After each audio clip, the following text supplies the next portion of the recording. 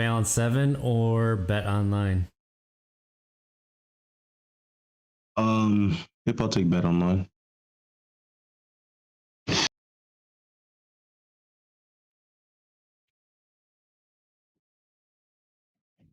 Played some Apex and Rockets last night with Ian and good old Peter.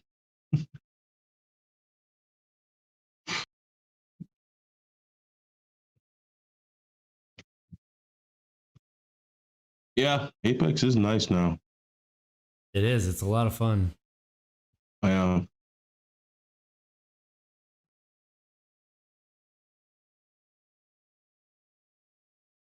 Hey, got me a Van Gogh coffee mug. Good morning, Jenny. I'm glad that I was just going to tell you congrats on the big dub last night. And yeah, Jenny already is in chat. Talk about positive mental health after a 48-3 win. Oh, Iowa? Iowa State. Oh, yeah, she's a Cyclone. That is correct. How dare you mistake her for a Hawkeye, sir? I took an official visit to Iowa State. It wasn't bad, actually. They were building. I was really hoping that Northern Illinois was going to play Michigan a little better for Coach Nick, but yeah, I thought so as well too. But you know, Michigan seems like they're playing some football. I tell you what, Michigan State and Iowa, dude. Michigan State's running back Walker III, that dude is a savage. He had one of the sickest runs this year. Really? Yesterday, yeah. You know, it wasn't nothing like super flashy. You know, he didn't take it 80 yards, 90 yards. It was just a beautiful cut, a beautiful move. Then he broke through 2 tackles and then stepped out of it. Then as he stepped out of it, hit the jump back. Defender missed. I was like, oh my goodness. I was like, this dude's out there running. Jenny was struggling to get that game last night, it sounds like, because there was UNLV and Utah and San Diego State were on before. They went into triple overtime. Triple overtime? The whole first quarter. Triple overtime? Okay, let me. I got a new coffee maker. I spent a little bit of money instead of just like the normal $20 that I spend on one. And it brews in like half the time. I don't have to have a filter in there because the water is not so hard it ruins it. And then it makes it so that it's like the temperature is drinkable. So like I don't have to sit and wait for 20 minutes for it to cool off. It's pretty nice. Right. I got a Cuisinart one. I don't know if that's how you say it. I'm guessing it's Cuisinart because it's cuisine. And I have art afterwards, but you know how that goes. All right. Hey. You ready to go? Yep. Oh. What? I forgot about ads. Oh, let me know when you have it pulled up and I'll start. Do I have? Oh. You want me to go? You want me to go first? Or, you go first. Yeah, you go first. I'll go first and I'll toss it to you. All right, maybe. Can I keep that up? All right. I am ready to go. All right. Welcome. Thank you for tapping into some Untapped Keg, our sobriety and mental health podcast featuring myself, RJ Zimmerman, my good friend Monte Ball, part of the Believe Podcast Network. And we're brought to you by Balance 7. So I don't know if you heard, but apparently former NBA player Lamar Odom may be returning to professional basketball in Spain soon. Apparently, he's going to try out for Pau Gasol's team. He's been taking a new product he owes the credit to, Balance 7. Balance 7 is a pH balancing alkaline supplement drink. It's like vitamins or supplements in liquid form. Just 1 ounce a day, 3 times a day, and in a week, you'll see the effects. You know, getting older for everybody is you start to feel your aches and pains. You start to realize how much your diet really affects your health, really affects your mental health, and can be whether you get a good night's sleep or not. pH balancing really helps that out. When you get when you're balanced, you can really feel it. You can go for longer in the heat. You're not just pouring sweat all the time, and you wake up feeling refreshed. You can see how Balance 7 has helped. Right now, if you go to balance7.com and use the promo code BELIEVE, BLEAV, you'll get $10 off their 32-ounce bottle. The bottle lasts 11 days, which is the perfect amount of time to feel the pH balancing drink go to work. Again, that's balance7.com and use the code BELIEVE at checkout. If it worked for him, it can work for you too. Untapped Keg is also brought to you by... Yes, Bet Online. Guys, this is exciting. We're back in just out of the gates, out of the blocks when it comes to football season. So exciting time. As always, Bet Online is your number one spot for all the pro and college football action this season with a new updated site and interface, even more odds, props, and contests. Bet Online continues to be the number one source for everything football. Head to the website or use your mobile device to sign up today to receive your 100% welcome bonus. That's double your initial deposit just for signing up. Don't forget to use promo code NFL100. Again, promo code NFL100. Bet Online, the fastest and easy way to bet all your favorite sports. Bet Online, your online sportsbook experts. And as always, you guys, with Bet Online, please tread lightly, be careful. And if you do find yourself betting more than usual, if you find yourself thinking about these bets while you're at work, if it's impacting your work life, your relationships, what have you, please reach out to us. We can provide you with resources such as Gambling Anonymous, all of the above. So please take care of yourselves. Moderation is very important, and go out there and have some fun. Bet Online, the fastest and easy way to bet on all your favorite sports.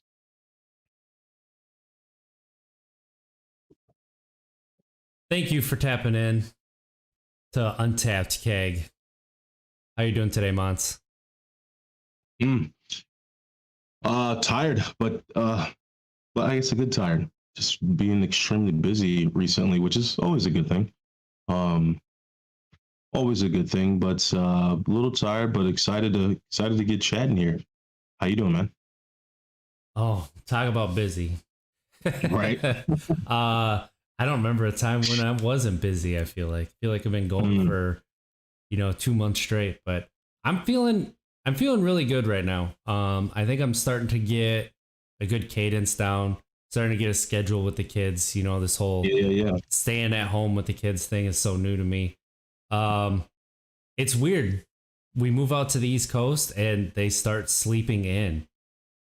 They slept until 9 o'clock this morning, and I'm like, so I'm up walking around doing some stuff, and I'm like, what is up with these kids? But they sleep till like 8:30 in the morning. They used to wake up at 6:30 every single morning. So that's nice. Don't get me wrong, but it's just different. And I'm gonna have to start waking them up so we could get on schedule. But yeah, I'm good. I'm excited. This is gonna be a really casual podcast. We've had so many serious ones, so many come with these fun topics, but we're just gonna check in with each other, check in with you in the chat. We see, Jenny's there celebrating her Cyclone victory last night. Laugh for a Purpose is there. Feel free to join us on YouTube Sunday mornings, 9 a.m. Central Time. We're there every time, and you can join the show. But it's funny. We haven't had such a casual podcast in so long that I almost forgot how to do one.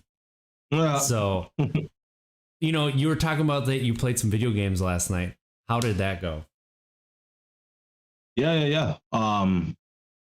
Good, man. Good. Healthy escape. And also too, it's just an opportunity to reconnect with some people who I've obviously played video games with for a lot of years growing up. But it was just a good time to reconnect, check in on them as well, but also play some video games. It was still fun to bust out some of the old moves and tricks on some of these video games like Apex and stuff. I don't know, man. All is well, all is fun. But some of these kids, man, I'm telling you, some of these kids, these 10-year-olds, 11-year-olds, 12-year-olds are just nasty when it comes to video games. Nasty as in just extremely skillful. It's ridiculous, right? How good these kids are getting at games. I mean, I give it 2 years before my youngest, who's 2 right now, is beating me at every single game we play. So, yeah, I'm, well, that's I'm not excited, saying a lot, right? You don't really play a lot of competitive games. Not anymore because I'm so bad. I don't handle losing well. So when I don't, I can't. If I can't win, I'm just be not better. gonna play. so be better. Yeah. Well, I usually try to pick those games that everybody's bad at. Then I don't feel so bad when I'm bad too. Yeah. That's one thing about playing video games that is lost on people who don't, is how good of a way it is to stay connected with your friends. Like, oh yeah, I wasn't that worried about moving away from Madison because pretty much all my friends that I had there, I played games with online. So it's like I can still connect with them when I get online. I can still, hang out with them, talk to them, see what they're up to, because we didn't work together. So it's not like we spent a lot of time together every day. So, that's, Laugh has a good comment here. Kids these days don't let you blame the controller like we did as kids. Every time. You gave me the bad controller on purpose. I know you did. So true. So true. I did that every time. Oh, for sure. Yeah. When it came to losing in video games growing up, I didn't handle it the best. My emotional intelligence was extremely low. Listen, when it came to losing at anything, I was bad. So let alone video games. Exactly. So video games is like all at the moment. It felt as if it was like all I had. Just some emotional, just snotty nose kid. I played tennis for a while as a kid, and once a month we'd have to buy a new racket because I bent the racket so bad that it couldn't be used anymore. One time, I played doubles with a good friend, and we were losing to this team we should beat. They were good. They were like the second ranked team, and we were not the first ranked team. But I felt like we should have beat them, and so I got so mad I just turned around and threw my tennis racket over the fence, just right over the fence. Just turn around and whip my racket. His name, I can't believe they didn't kick me out. What was his name? Who's that? McElroy? McEnroe. Yeah, the angry tennis player. Oh yeah. Right. No, man. I mean, but other than that, yeah, man, it's just a little tired playing video games. But I mean, it's things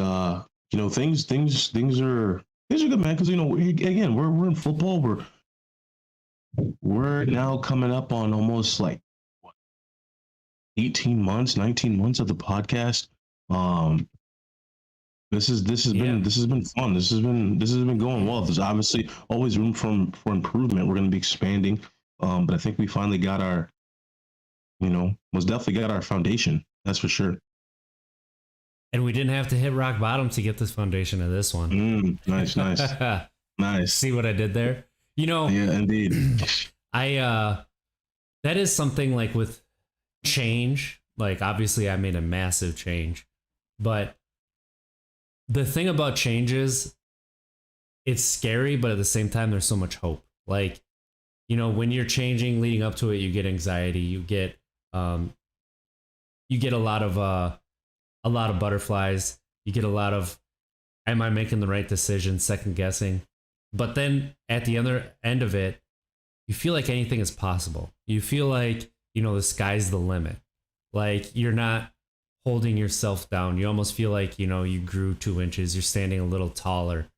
But it does take a little bit of courage to make changes. And let's say you're just starting out on your recovery or your sobriety, like that's a massive change. I moved across country with 2 little kids and my partner, and it's just us. We moved away from family, so that's different. So we've never, we've been spoiled as parents. We have always had somebody we could just drop our kids off and have like 6 straight hours of just us me time. We don't have that right now, and it's going to be different. We're trying to figure that out and work through that, but I just feel so hopeful right now. Like the hope that comes with the change is just, I mean, it is intoxicating. It makes me, I'm excited for the podcast because I finally have time that I can put into it. I'm not going to be working like almost 12 hours a day with my commute. And then come home, take care of kids, and then have no energy to do anything on the other side. That's going to be a lot of fun. Right. But then just like, you know, how I feel like the level that you and I are on is at another, I feel like we're on the same level where things are, more than we have been in a long time. And you have a lot going on right now that is really exciting. You know, you've been cashing in on your hard work, and it's a lot of fun to see. And it's a lot of fun to see your place where you are mentally is higher than it's been in a long while. And I'm excited to see that as well. Oh man, I appreciate that. But yeah, I think what I wanted to share with, I think you made an important point there where it's at, excuse me. It's this, you know, when we make big changes, when we make big moves physically or emotionally, obviously you have folks who have pessimistic mindset. And sometimes I do still have that. I guess the point that I'm getting at is, you know, it's all about your mindset. You're hopeful, although you still know that now you're going to be possibly more stressed, obviously, you know, living in a different state, not really having family, trying to, you know, obviously figure out your guys' routine of the grocery store, how to entertain the kids outside the home, you know, what do they like in this state, all of the above. That's going to obviously present different stressors, more stressors, but your mindset, how you're approaching it, speaks volumes, meaning like you have this hopeful mindset, you have this optimistic mindset, glasses half full, is very, very important because you also have the option of being pessimistic. So I guess the point that I'm making here is every single thing that we walk into or that new changes that we make, you have the option to walk in with an optimistic mindset. You can choose that.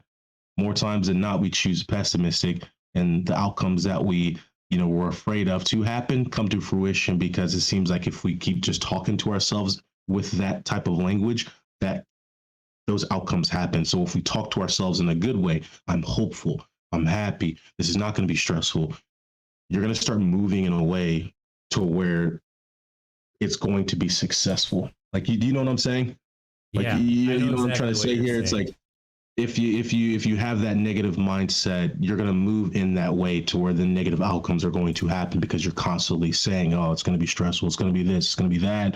And so that negative outcome is going to start coming into fruition. It's going to start growing and birthing, and it's going to start happening. But if you have that mindset of, you know what, yeah, there's going to be stressors, but I'm hopeful, we're going to be fine, we're going to do just okay, we're going to make this work with each other, with our family, etc. I think that then births this, okay, it's going to have a successful outcome because this person is just wanting for that to happen so badly. So the point to end this that I'm making is, we have an option to not choose a pessimistic route all the time.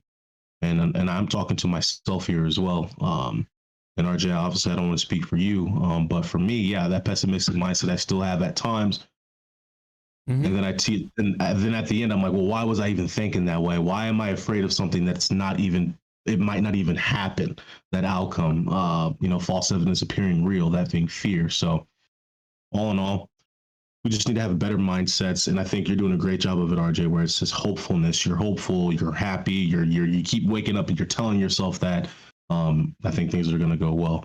So obviously tying that into the recovery community, got to be optimistic.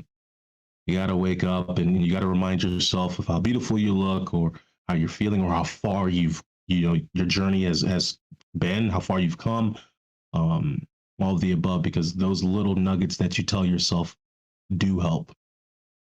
And that's a really good point. And that's something that that's very easy to fall into, especially if you are on social media a lot, is the negativity and anger that can consume you, because it can be intoxicating, right? It can be addicting to be in that mindset, to get to your point. Well, like one thing, going from the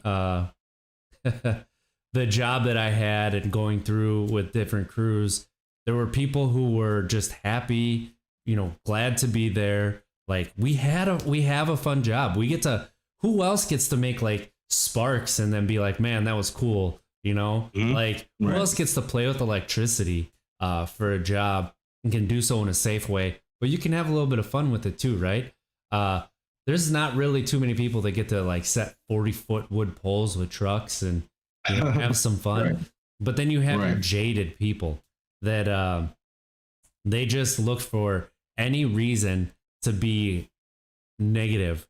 And I didn't want to become one of those people, but I slipped down that path for a long while where I did become jaded. I did become focusing on the negatives.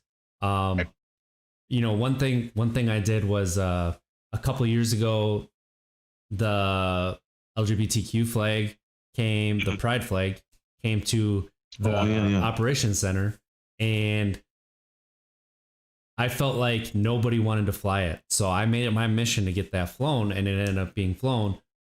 And all I could dwell on, instead of the fact of it actually flying, all I could dwell on was the fact that so many of the people didn't want that to happen. And it's like, well, just wait.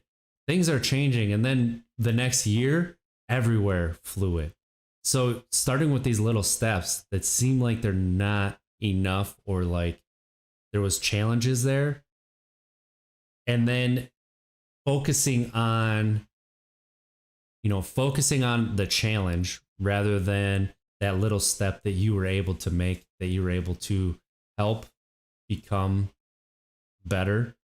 Mm-hmm. It's easy to do that, but if you just take a look and you are proud of yourself for doing something like that, that is something that is, I think, teachable for everybody. And then as parents, right? Absolutely. As parents, sure, kids are frustrating. Kids are very frustrating. They don't understand anything.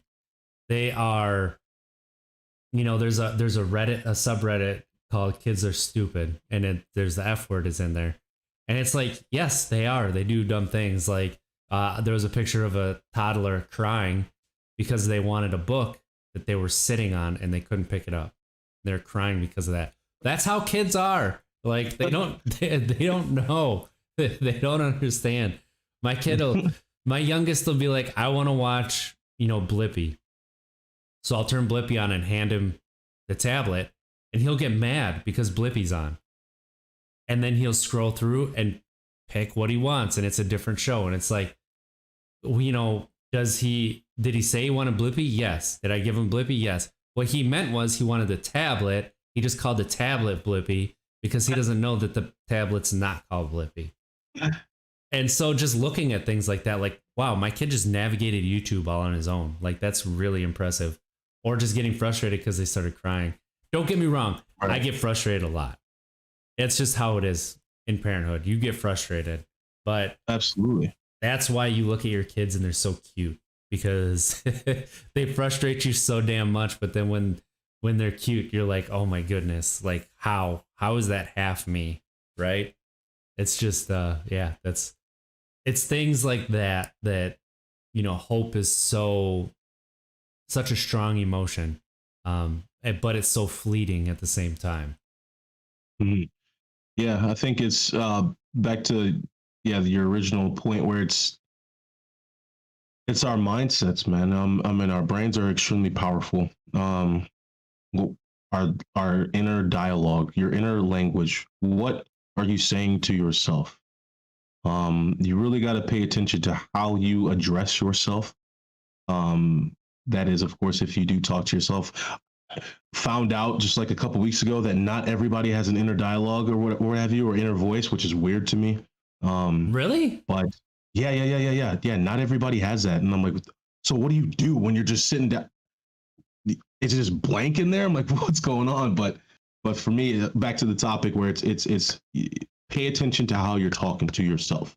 Pay attention to what you say to yourself when you wake. Pay attention to what you say to yourself when you see yourself in the mirror. When you see yourself when you get out of the shower. All of the above, because this is the quote, you guys. Please listen closely to this quote. I say this because this is the thing.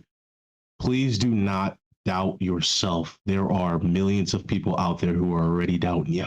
They're already doing it for you. So do not do it to yourself. And how do you start? You start with, what are you saying to yourself? How are you speaking to yourself? How do you view yourself? And then also, how do you view yourself when you're in your circles, your inner circle, your familial circle, societal circles, to your coworkers, all of the above? Because how you talk to yourself, how you view yourself, you most definitely can project that. You most definitely can bring that upon yourself, or bring it upon your inner circle to where then they start viewing you like that. So again, it's this: be careful what you say to yourself. Be careful what you pray for. Be careful of what all of the above, because it can't come to fruition. So make sure you speak to yourself properly. Make sure you change that inner dialogue that you are having with yourself, because it's important. That's why they always talk about, if you're going through tough times, the post-it notes are extremely important. Some people do that. They put them on their mirror in their bathroom or right above their bed, because as soon as they wake up, it's the first thing they see, and it's just positive affirmations, because that's just very important, what you say to yourself. And so I've just really been harping on that topic, because that ties heavily into recovery, whether it's recovery from substance or recovery from whatever it is. That's We don't want to fight our own. Don't fight yourself. Don't fight against yourself. You're creating a self-fulfilling prophecy, right? Yeah. Like sometimes, and I can think of a few times where like I'm like, well, what if this bad thing happens? Like Yep. At work, like if I'm climbing a pole back in the woods, well, what if I drop this tool? What would happen? Blah blah blah. And the next thing I know, I dropped the tool. Well, why did I drop the tool? Probably because I focused on dropping the tool. Yep. Right? Exactly. So exactly the amount of times that's happened, and that's very like small potatoes, but like you, right, like when you are constantly thinking about the negative, then negative things are going to happen to you, because that's all you see. Whereas that's all you're focused on. Focusing on the positive things are going to happen to you, because you see the positive. Like, I'm really unlucky. Well, are you really unlucky, or do you just not see the lucky things that happen to yourself? That's a good one. A lot of times too, we have problems thinking back in the past, the times that something didn't happen, and then when something does happen, we focus on that, the like newest thing that just happened. Right. We don't always fill that in. And then sometimes when we look back on the past with rose-colored glasses, we're really doing ourselves a disservice. That's something that I'm going to try to do a little bit with, Wisconsin. I'm going to look back and enjoy my time there. Obviously, I was raised there. Obviously, there's a lot of good things with Wisconsin, but with what I'm experiencing out here, it's just a lot more. It's just it's a different experience, and it's what I was looking for. It's what I feel like I was missing more than a little bit. And I don't know if it's because it's easy to do new things when you're anonymous, whereas if you might run into somebody you might know, that's something that there's some truth to that. There's a lot of truth to that. So having the courage to change and do new things and create that hope, even if you might see somebody who might not understand, that's huge too. Right, right. It's important, man. I mean, and again, when we sit here and talk about this stuff, again, I'm not going to speak for you, RJ, but for myself, I'm not. As I stated earlier, I prefaced it with this: I'm not perfect. I still have sometimes a pessimistic mindset. So every single word that I'm sharing here today is, I'm saying it out loud as well for myself, just so that I can digest it even more, just to understand that we need to be careful about what we're saying to ourselves. Because here's an example. Everybody can possibly relate to this at some degree with social media. You put a post up, right? Maybe it's a post of your face, or maybe it's a full portrait or what have you, a post of yourself head to toe. You receive the good comments, right? And you just like them, and you move on. And you're just really searching for the negative comments. You're searching for who's the the bad apple out there who's going to say something negative under my post, and when it does happen, you tend to focus more on that as opposed to the 10 comments that said, oh, you look great, you look beautiful, oh, you look strong, I'm so happy for you, you look amazing, I'm so happy for your progress. You scroll, and then boom, you find that negative one, and you sit there and just focus on that for minutes to hours, maybe even days. That's just unfortunately how our brain works. And so I think it's a very powerful tool that you can use till you're in the ground, where it's focusing on speaking well to yourself, maybe some positive affirmations you can put on post-it notes, and then focusing on eliminating those negative traits, those negative thoughts. Very, very, very powerful tool. Takes a lot of practice. I am nowhere near close to being perfect at it. But I think it's an important topic, especially when we talk about our sobriety, we talk about recovery, we talk about, just this wraparound care from just trying to be better today than we were yesterday. That's just really what it's about. And so for myself, and to end on this topic, at least for me, is I need to do better when it comes to how I'm speaking to myself. I need to do better about not dwelling on the past so much. And just focusing on the positive. There's so much good. Being able to say that I'm awake right now is a positive, because there's probably like 1 million people that didn't wake up today. So there's little stuff like that, people really need to focus on. That's Jenny has that's a powerful statement, and Jenny has a really good comment about the reading the comments. Which comment brings adrenaline? And it's like, that is true. I think we all like that adrenaline rush. That's why roller coasters are so popular. Right. And sometimes it does feel good to fight. Sometimes we go to look for a fight. Right. And fighting with words is better than fighting with fists. So fighting with words should be more piercing than actual physical fights. Yeah. And being emotional damage is to some worse than physical. For sure. That's a really powerful message that you have there, being kind to yourself, changing that voice inside. That's it reminds me of our conversation with Gretchen. And what you focus on longest will become the strongest. And exactly. That is so true. Exactly. And I have noticed that since that podcast, like that was when, I don't know what it was with her, our conversation with her, if like I heard myself in the words, or what it was that was going on around me, if I had friends talking to me, but like that was when I had the epiphany that I was focusing on the negative, that I was focusing on things I should not be focusing on. I was not grateful for my 2 children. I was not grateful for my partner. And, and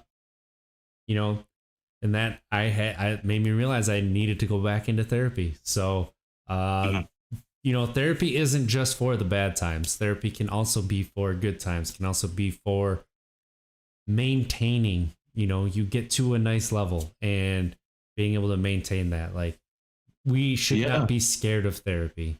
We don't take our car in for an oil change when it runs out of oil.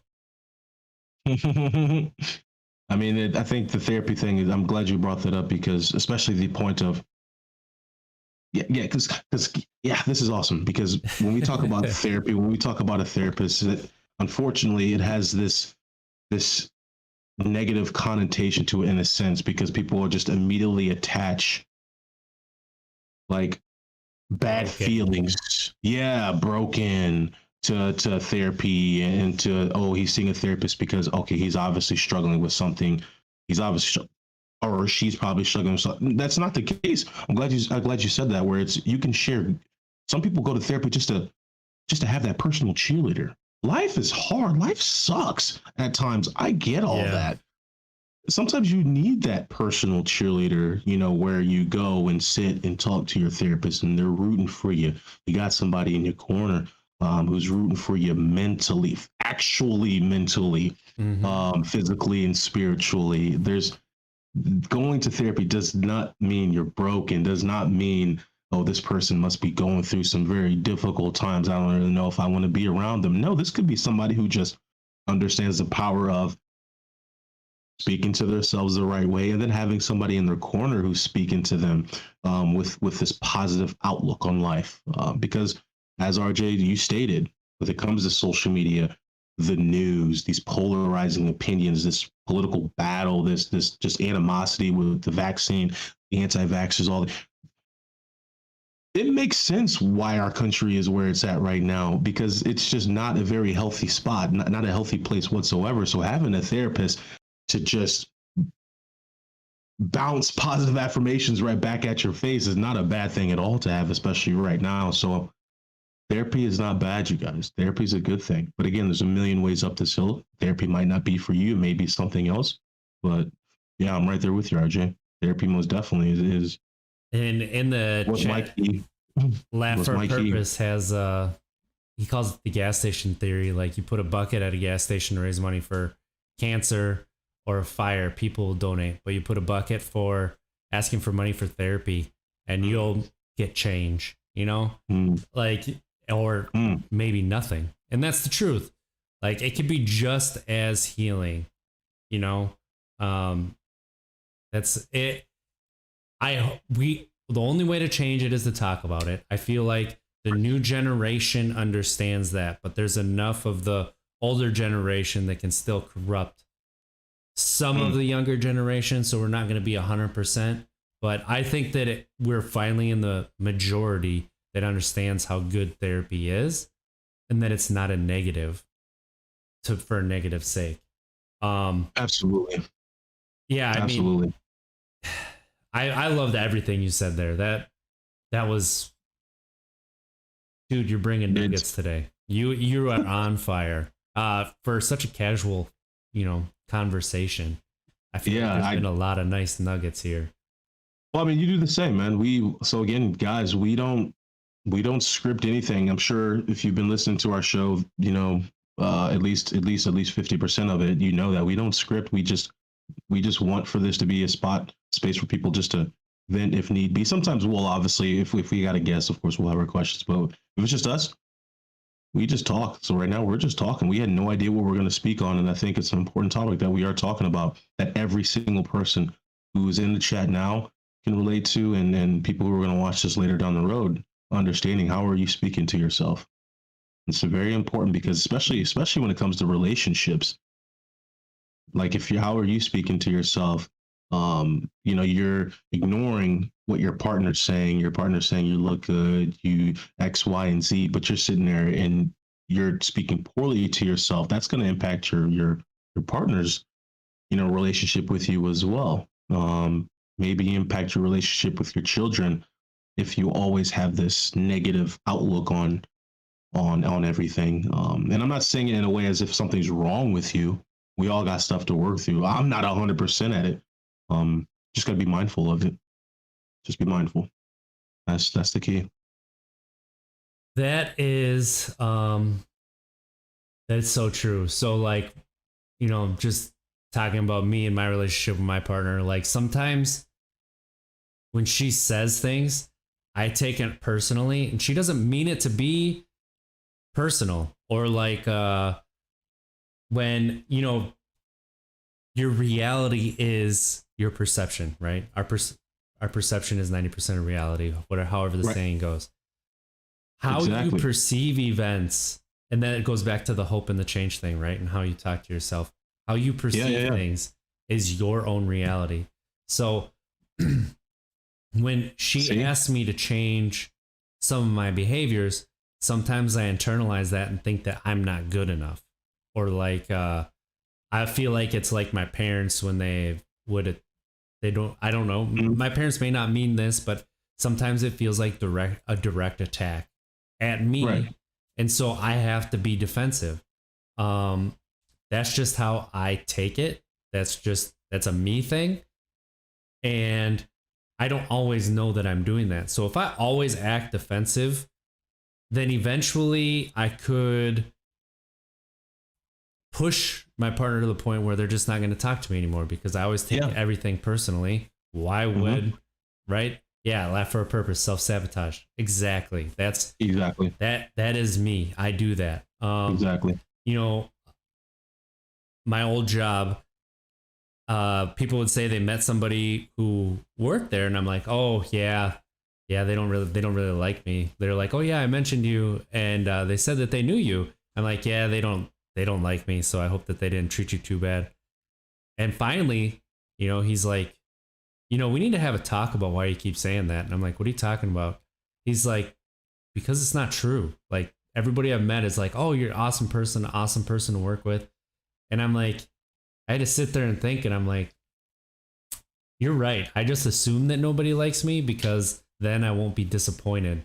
Or at least that's what I tell myself. I'm still disappointed when I find out that they don't like me, but I tell myself I'm being defensive, but I'm not really being defensive. You know, there's things like that is that I did, that I do, I honestly do unless I'm thinking about it. Or like how I speak to my partner. Like we were putting dishes away the other day, and she opens a door that's not the pan where the pans go. Obviously, we moved to a new house, so everything is different. And so I'm like, oh, that's not where that goes. And I go, you know, she's like, oh yeah, it wouldn't fit in there. And I thought that she was like telling me, you know, why would you have the pans over here instead of right where I opened it? Because that's the best place. And I'm like, well, have you even looked to see where things go in here? And like, I was super demeaning to her. And why? Because I felt like she said something that was demeaning to me. So I'm going to be demeaning back. Like, no, that's not what she said. And why would I try to do that? Right. But, or come back with that. But those are just some quick examples of things that exactly what you're talking about. I think it's when you mentioned earlier about how it's, you know, tend to take things personally. So obviously I do not know every single person in recovery, but every single person that I know in recovery takes things personally. So again, I don't know every person in recovery, but the people who I do know who are in recovery take things, and that's including myself, do take things personally. So I'm not sure if that's just a thing in the recovery community, just because, you know, we tend to wear our hearts on our sleeves, literally. You know, the cat's out the bag for all of us. And then when we try to protect that, we most definitely try to protect it because we understand, obviously, just how evil the world can be. And so we walk outside raw, right? Literally raw. And so words do cut, words do hurt, but yeah, at times I'm there with you. I tend to take things personally when they weren't intended to pierce my skin at all. I think that's just a common trait with, it may be with the recovery community, but it most definitely is for the people in recovery that I know. I mean, you know, and we've talked about this many a time, but generally when you have substance dependency, you're trying to mute something, you're trying to fill a hole, you're trying to cover something up. And that leaves, when you don't have that anymore, that leaves your nerves exposed a little bit. And, it's almost been 8 years for me. And I still know that my nerves are a little exposed on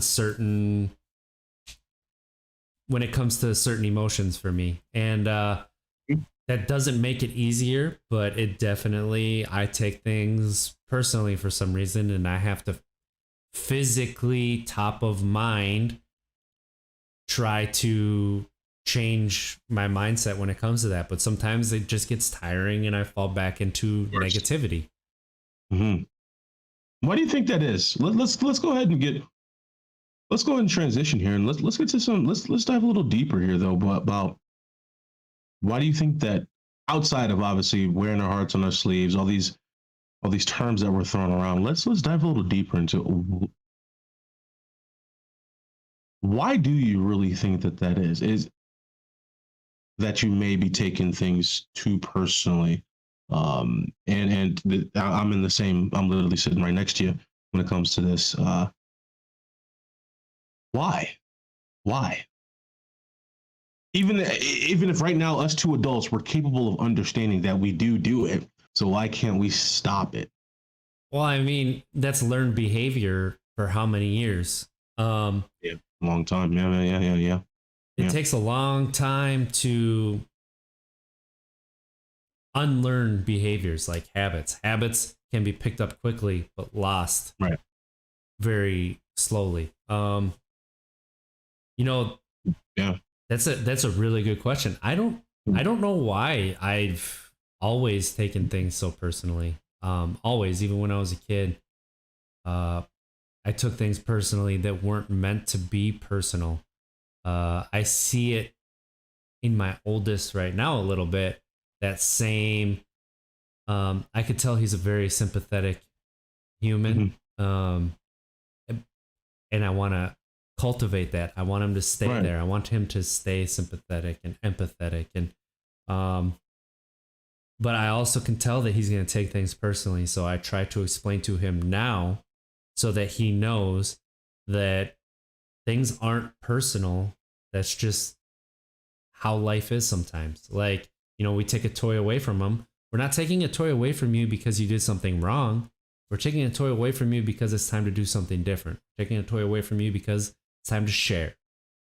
He's a sore loser already, so I got to kind of teach him not winning isn't a bad thing. Not winning could be a learning experience, right? That's for sure you. That is all me. That is 120% me. It's not my sister. She was always it's just a game. It's just a game when we were growing up. That is her now though. Had to share the controller in Super Mario. I would get so mad having to share the controller with her. I would get so mad. I was like 6, just livid. but please continue. Sorry. Jenny has a really good comment here too that I think is a really good explainer for herself, but could also explain for us too. So as a child, Jenny says it was because she was constantly misunderstood, that it seemed like she was always wrong. So that bleeds into other areas. It's stressful trying to make sure we're doing things right by way of society, and childhood experience has camouflaged that in ways. And it's, there is a lot of truth to that. I think also too, it's this where we this whole wear our heart on our sleeves. I think it's, people know obviously in our circles what we are struggling with, what we're trying to overcome, and what we have overcome, that being obviously our substance use. And I think it's like we walk into situations believing that folks have these preconceived notions already about us. So we always feel as if we have to go that extra mile. And let me just speak about myself, actually. I always feel as if I have to immediately, first appearance or first encounter, have to go that extra mile just to get this person to like me. And then I may get, they may say something that just rubs me the wrong way, even though they didn't mean it that way. and I immediately just get turned off and turned away, and I'm just like just beating myself up about it and all of that stuff. I think us folks in recovery are in our heads a lot. In our heads For a sure. lot. That is definitely, I think, true. Yeah. And yeah, when you're trying, you know that it's emotions, you know that there's stuff that you're working on, there's emotions you're working through, there's behaviors you're trying to change. Yeah. You're constantly thinking about what you're doing because you're trying to embrace your emotions, you're trying to change your behaviors. You can't do that by not focusing on it. So when you focus on it, you're constantly in your head talking about with yourself, sometimes talking with other people, what is going on. And then it's a defense mechanism too, taking things personally, because if you instead of admitting that you're wrong, taking things personally, what is that really saying? You're blaming somebody else, right? Instead of admitting you're wrong, you're just trying to say you're not right, or that wasn't, you're trying to shift the focus, really. Right. I think that's some of it too. Like, I definitely have a problem with being wrong. I think anybody who knows that I like to be right. I'm trying to be better. Yeah. I think I have been better admitting when I'm wrong. I think everybody likes to be right. Yeah. I think that's such a, I mean, obviously there's extremes. There's folks who like live and die by being right. But I think, and again, I'm not trying to minimize obviously everything that you stated or in your interpretation of obviously who you are. You know better than myself, of course. But I feel like everybody wants to be right. And obviously I think there's moderation, of course, or how you handle it. But I think it's, yeah. But anyways, again, these topics are extremely important. Even outside of recovery, even outside of this, the foundation of this podcast. Just how are you speaking to yourself? And what is your mindset like when you wake or when you go into certain situations? That's the thing that you can't control. You can control your own mindset. Sometimes you can't, not sometimes, more times than not, you can't control the outcome of certain situations that you walk into. Especially obviously if there's other folks around you. You just don't know. You don't know what's going to happen. You don't know what's going to be said. You don't know what they're thinking. But the thing that you can control is how are you speaking to yourself when you wake? How are you speaking to yourself when you see yourself even naked, or when you see yourself working out? How are you speaking to yourself when you get dressed up and go to certain events? Those are the things that you can control. That is the thing that you can control. And by focusing on it, by becoming more mindful of that, by working on it, trying to craft it, it can be extremely beneficial. It really, really can. Just that positive outlook. It really, really can. You hear the cliche sayings. It's, be thankful that you're awake, be all this stuff. Where there's smoke, there's fire. There's some merit in a lot of that stuff. There really, really is, because we have so many blessings around us, but we tend to just focus on the negatives. Yeah. That can be harmful. Yeah.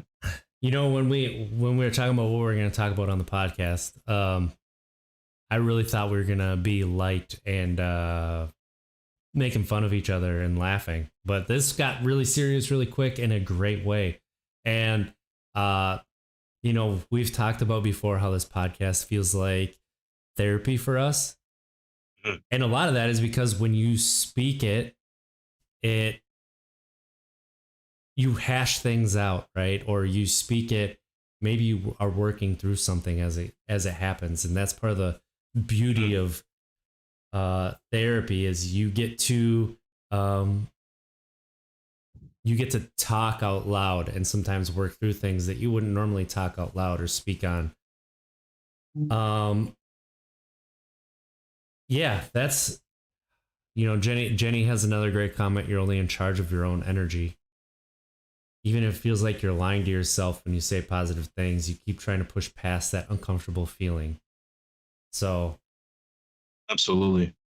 Absolutely. And so also I much think true. too. Yeah, absolutely. Yeah, and again, yeah, Jenny, appreciate your comments as well about our feeling words. I mean, I think there's other ways to express yourself as opposed to just throwing out feeling words as well. There's always room for improvement, and I think that I like to throw things.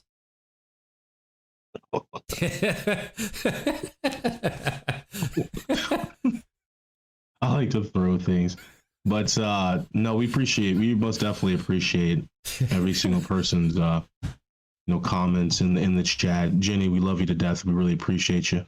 But yeah, we did not anticipate this going in this direction, but it did. We love your guys' feedback in the chat, most definitely.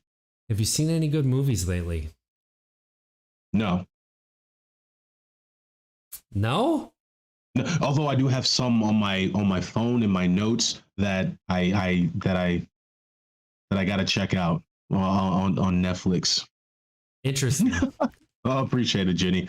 No, we most definitely appreciate you. Laugh for purpose. We most definitely appreciate you as well too. Absolutely. So new movies. I see some folks talking about some like Shang-Chi. I really want to see Shang-Chi and I haven't seen it yet. And I'm very disappointed I haven't seen it yet. I think there's some indie movies that folks are talking about on social media, like someone's called The Guilty.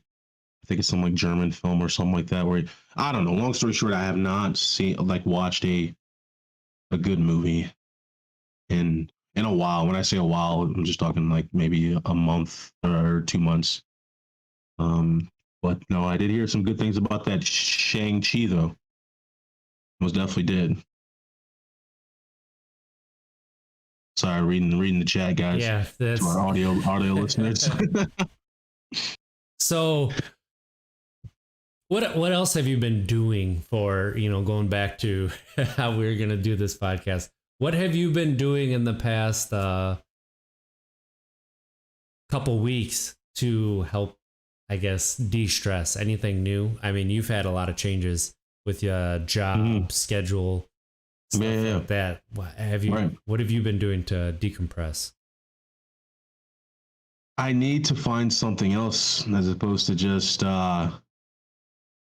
when things settle down, turning on the Xbox or the PlayStation. I need something else. I'll be honest, I'm putting too many hours right now into video games. I need to expand. I'm part of this recovery community, and was definitely looking forward to hanging out with them, catching up with them, and just exploring new things. Playing volleyball with all folks in recovery, going camping with all folks in recovery. You're gonna go camping? It's what they do. I'm just that's on the bottom. There's bugs when you camp. Yeah. So that's probably the last. I'm not sure if I'm gonna do that one, but that is something that they do. But long story short, yeah, I most definitely will have plenty hobbies coming up fairly soon. Actually, later today, I planned on going, but I'm not sure yet. To decompress. Yeah. With that long answer, the long story short, yep, I'm part of a recovery community here, and we're gonna be doing some fun stuff. That's awesome. I'm glad you found that community. I haven't had time to really do much except for go to the park with the kids. My oldest, who's 3.5, has started jumping up. Like, they have shorter monkey bars, obviously, jumping up and hanging upside down, and like he's getting really strong. And I didn't even realize it because he's been doing it for so long till other parents were telling me how it's like, wow, he really is. And then we, trying to find a school. Like, he loves school so much. So like we went on a tour and he wanted to stay at the school because he loves learning. He loves coloring. He loves all this stuff. And it hasn't been stuff we've been able to do because we've been trying to get the house kind of put together. So it's been like outdoor stuff and then that kind of stuff. But like we went to the aquarium. Like that was really decompressing for myself, seeing those two just absolutely. What's the aquarium? That's not what it's called. It's not called the aquarium. The water zoo, as they call it. The water. There we go. And they're not wrong. That's legit. Yeah, it is. So like that was really cool seeing the aquarium and how they have it set up here in Virginia. That was right. I'm excited to go back to that. I think maybe this week we'll be going to the zoo to see that. So like it's amazing how much not seeing boxes every day can help decompress. I'm hoping to get my PS5 set up so that I can play some video games tonight. That would be amazing for me and my mental health. That's kind of what I'm looking forward to is, trying to find a community too. So like, I have a feeling that you can play ball all year round here outside. So I want to find like a softball or modified or even a fast pitch team to get on. Play some baseball. Basketball. Ball is not baseball. I would not mind playing some basketball either. Yes, ball is baseball. It is. No, it is baseball season. It is not basketball season. We're gonna put that post up. We're gonna put that up, and we're gonna have our listeners answer that. When it's the start of a basketball game, do they say play ball, or is it when it's the start of a baseball game? Do they say play ball? No. See, you're asking it in the way to where it's going to fall in your favor. We're going off exactly how you stated it. That's what we're doing. We're debating. That's how you ask things in a debate. We're gonna the way that you just rephrase those questions is to where it's gonna fall in your favor. We're gonna go off exactly how you said it, which is the question is gonna be when someone says, "I'm looking to play some ball." What is the first thing you think? What sport do you think about? It's basketball. Volleyball. That's gonna be a good question. There's no way people are going to say baseball. No, it's going to be like basketball. And people say, somebody's going to say broom ball. Like I'm looking for some broom ball. Have you ever played broom ball? Was it like is it like Quidditch? So it's kind of like hockey, but you wear shoes and you like run and you chase like this little mini soccer ball. Yeah. You have sticks that they're not hockey sticks, but they're kind of like broomsticks, but it's like if the end of the broom is not on. Yeah, a little bit, I guess. So I wanted to say something about when you're talking about your son in school. So my son, you guys, he's 5, not a fan of school at all. And it's like not funny, but funny. It's like he's only 5 and he's like, yeah, I'm done with this. Oh my gosh. So he goes to a private school and he is just, here's the thing. He enjoys himself, of course. But when I talk to him and ask him, how's school? Do you like it? What's going on? He just doesn't care to really talk about it. Doesn't, his demeanor changes when I bring it up. And I'm just like, oh gosh, that's me. Oh gosh, that's me. I'm like, oh gosh, that's me. Please don't continue that route. With school, please take after your mother a little more. When it comes to school, it's just so funny because he's 5 and functioning at like a 7 or 8-year-old's mindset. And when it comes to school, he's just like, he's brilliant, but he is just not a fan. Not a fan. And maybe that's because it's a private school. It's so interesting when you see yourself reflected in your kids and you're like, oh my goodness, that's me. Oh, but then it's like, exactly. For me, it's at first it feels good. It's like, oh, that's awesome. I like it. But then that feeling follows right after, like, right. Oh, please, okay, don't be exactly like me. My oldest, so my youngest takes a lot of breaks when they run. Like he'll just stop and sit and like drink water and stuff. My oldest never break, just straight sprint. Straight gas. Yeah, and then straight accelerating. He will not go to sleep at night, even after he sprints all day. Yesterday, we went to a beer festival with friends, and they had food trucks there, which the food trucks were really good. I actually got some really good sushi.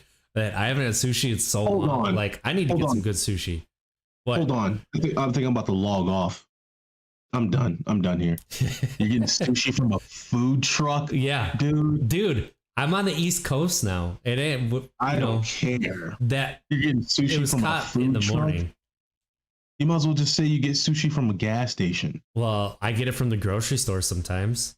Depends on the gas station. I might Okay, get that's sushi not from a gas station. Here's the thing: grocery store is not bad because you know it's somewhat fresh. It's right there in that fresh aisle where possibly more fresh in the gas station. More fresh, I'm sure, than a freaking food truck. No, like they were cutting it up right there. You can watch them make it. I'm sure. But please continue. Anyway, so he's running around for 2 hours, just straight running, like never stops. And it is, I want to say 8 o'clock. We finally leave to go home, and that's about his bedtime. Take a bath, get ready for bed. Still takes an hour and a half to fall asleep. It's like, and that was after he ran around most of the day too. And it's no nap. Like, what is all gas, bro? Oh my goodness! All gas, no brakes. That is your oldest. And I'm like, that's me. Oh, hold on one second. I want to answer this. I've just not seen this, Jenny. So, Jenny in the chat stated or asked, "How about spirituality? Ever look into your birth chart stuff, Monte? That's been my new special interest, and it's been super empowering." I haven't. I'm a Sagittarius, my zodiac sign, but I'll be honest. I've never really been into that stuff because I just haven't. Yeah, I don't judge though folks who are. I just never really been into that stuff. But I think it also is. I think somewhat it ties into what we're sharing today, where because sometimes what is it called?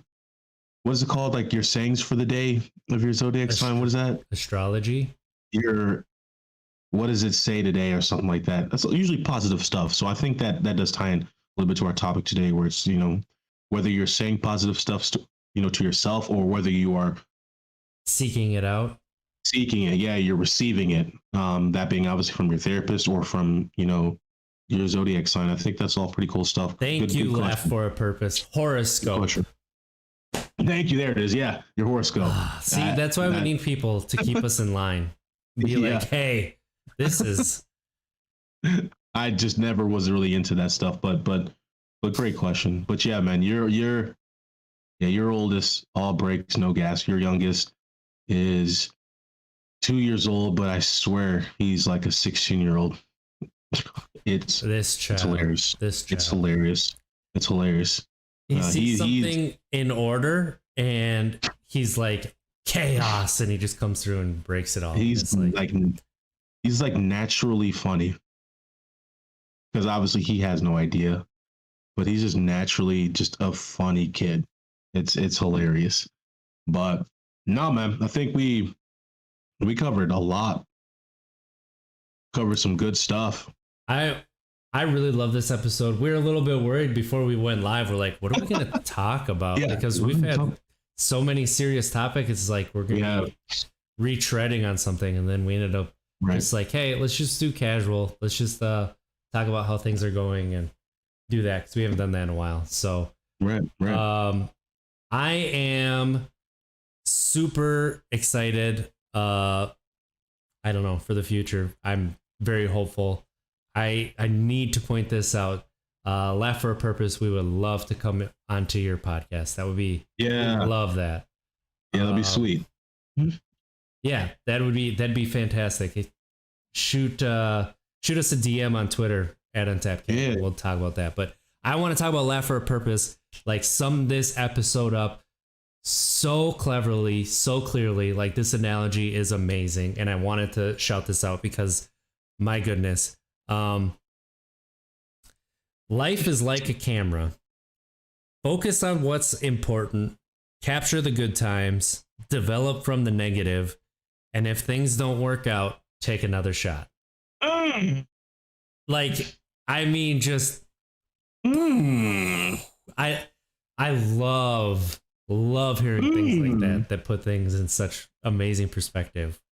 I'm about to steal that one. How much you charging? So that's so good.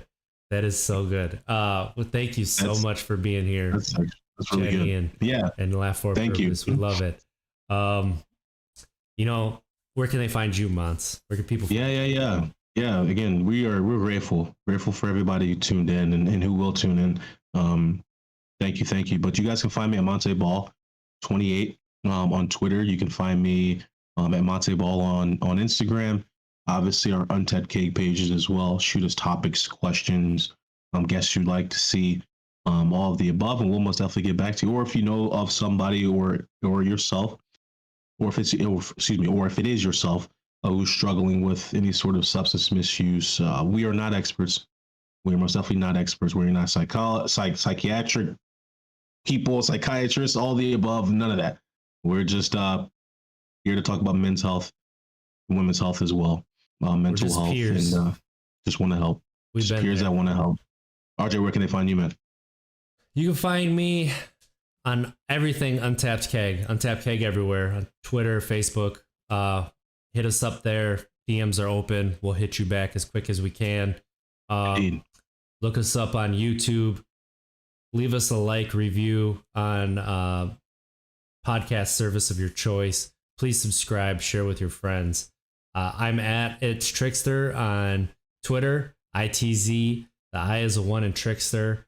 Check out our sports podcast that we do generally on Fridays and try to get up on Fridays. And you know what? You know, we're part of the Believe Podcast Network. We got to get back to saying that. We're Untapped Keg, Sobriety and Mental Health Podcast. And you know what? We love being here. We love all of you. You see what Jenny's saying? Oh, I'm sorry. Basketball is winning. Yeah, told you, man. You say like, yeah, looking to play some ball. I'm like, oh, but you trying to get on the court? Then you said like slow pitch, fast pitch. I'm like, what? Yeah, what? Baseball is also ball, and right now is ball season. All right. I got you. But I'll let you continue with the same. Let's try to be better tomorrow than we were today, because at least if we don't make it, we tried. Thank you for being here, everybody. Let's have a good week.